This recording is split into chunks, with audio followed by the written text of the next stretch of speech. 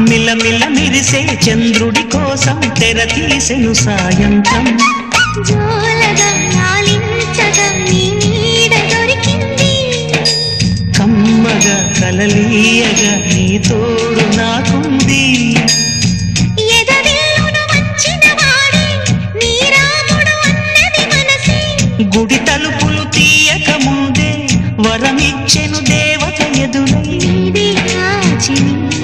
నిజమేనా జాబిలి కిలకిల నవ్వే కోయిల కోసం వచ్చింది మధుమాసం